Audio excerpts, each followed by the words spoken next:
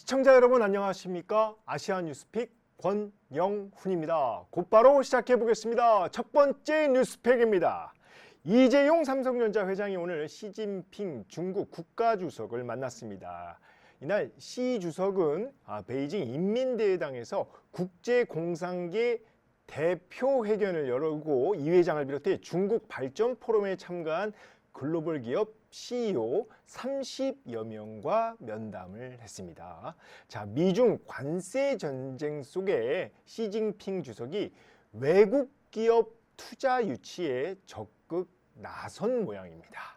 네, 시 주석은 중국은 이전에도 지금도 앞으로도 외국 기업인들에게 이상적이고 안전하며 유망한 투자처라며 중국에서 제품을 생산하는 외자 기업들의 법에 따라 동등한 참여를 보장하겠다고 말했습니다. 자, 이 회장이 시 주석을 만난 건 2015년 중국 보아오 포럼 이후 10년 만입니다. 네, 시 주석 면담에 앞서 이 회장은 샤오미 전기차 공장 그리고 세계 최대 전기차 기업이죠. 비아디 본사를 방문해 전장 사업 협력 방안을 논의한 것으로 알려졌습니다. 자, 미중 무역 갈등이 격화되고 있는 가운데 이재용 회장의 친중 행보가 어떤 결과를 낳을지 주목됩니다. 자, 중국은 삼성전자의 최대 수출 시장으로 삼성이 공을 들일 수밖에 없는데요. 지난해 중국 수출액이 64조 원으로 미국보다도 많습니다. 자, 삼성전자는 스마트폰과 가전 등에서 샤오미와 경쟁 관계지만 자동차 메이커가 아닌 만큼 전장 사업 분야는 충분히 협력할 수 있습니다. 다만 비아디와 과거 전장 사업 협력이 무산된 사례는 반면 교사 삼아야 할 것으로 보입니다. 2016년 비아디에 5,300억 원을 전략적 투자했다가 비아디가 삼성전자가 아닌 자체적으로 전장 사업을 추진한다고 밝히면서 5년 뒤에 보유 지분 전량을 매각하기도 했습니다. 이재용 회장이 중국과 거리를 좁히면서 미국 정부의 거센 압박을 받을 수 있다는 지적들이 나오고 있습니다. 트럼프 정부는 수입 반도체의 최소 25% 이상 관세 부과를 예고한 상황인데요. 미국 정부가 자동차 관세 부과를 예고하자 현대차 어떻게 했죠? 자, 투자 보따리를 풀었습니다. 삼성의 행보와 대비됩니다. 네, 이 정의선 현대차그룹 회장은 트럼프 대통령을 만나 향후 4년 동안 미국에 210억 달러, 우리 돈 31조 원을 투자하기로 했는데요. 현대차가 1986년 미국에 진출한 이후 최대 규모의 투자로 현대차 시총의 절반에 달합니다. 자, 물론 이번 투자 보따리에도 관세 예외 조치를 받을지는 불확실한 상황입니다. 다만 정의선 회장과 달리 중국행을 선택한 이재용 회장을 두고 트럼프 대통령이 고운 시선을 보낼 리는 만무합니다. 자, 때문에 삼성은 트럼프발 반도체 관세 부과가 임박해지자 백악관 로비에 적극 나선 것으로 알려졌습니다. 현재 시간 27일 미 연방 상원의 로비 공개법 보고서에 따르면 삼성전자 미국 법인은 지난 17일자로 로비 및 컨설팅 회사 컨티넨털 스트래티지와 계약을 했습니다. 자, 이 회사에 누가 있냐? 바로 트럼프의 복심인 수지 와일스 백악관 비서실장의 딸, 바로 KT 와일스가 근무하고 있는 곳입니다.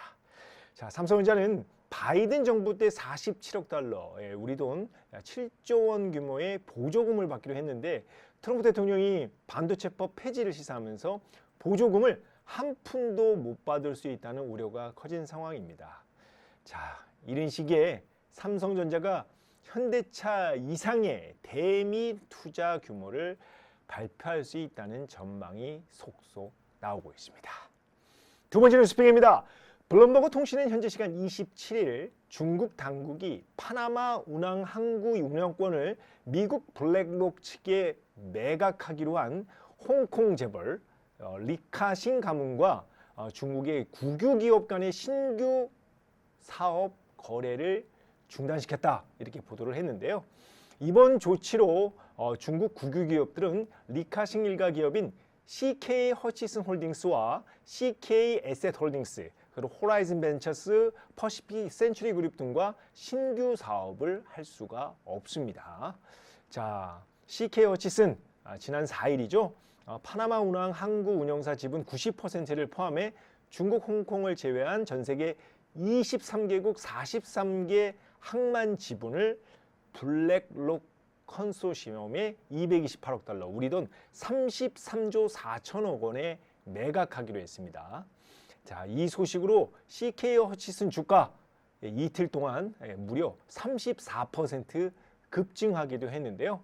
자, 월스트리트 저널은 중국 지도부가 당초 파나마 항구 문제를 트럼프 미국 행정부와의 협상 카드로 이용하려고 했는데 CK 허치슨이 베이징, 그러니까 쉽게 얘기해서 중국 당국의 승인을 거치지 않고 매각을 발표하면서 시진핑 중국 국가주석이 경로했다 이렇게 보도를 했습니다. 자, 트럼프 행정부는 뭐라고 했냐? 이번 파나마 항구 매각 거래를 미국과 중국의 글로벌 영향력 경쟁에서 미국이 승리했다 이렇게 자평했는데요. 자, 오늘 홍콩 증시에서 CK 허치슨 주가는 중국 당국의 조치 영향으로 하락 마감했습니다. 자, 세 번째 뉴스픽입니다. 니온게이자이 신문은 오늘 트럼프 대통령이 수입차에 25% 추가 관세를 부과할 경우 일본은 최대 13조엔, 우리 돈 126조 원의 경제 가치가 사라질 전망이라고 보도했습니다.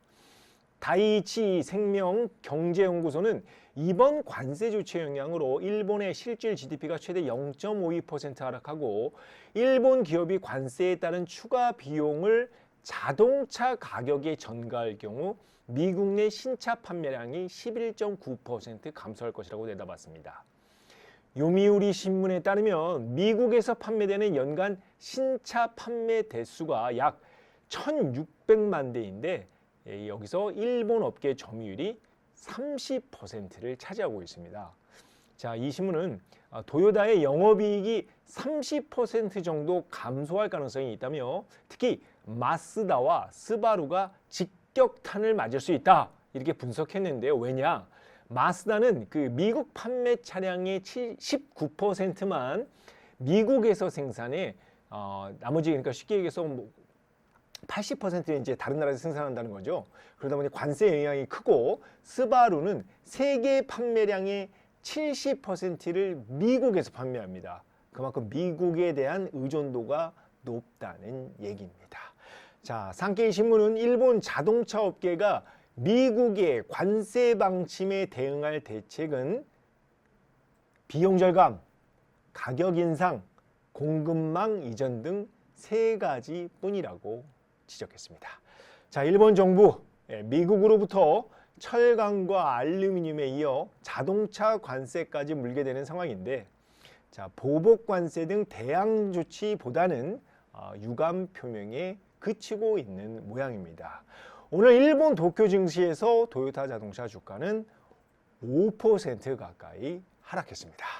자, 오늘 준비한 건 여기까지입니다. 지금까지 아시아뉴스픽 권영훈입니다. 시청해 주셔서 감사합니다.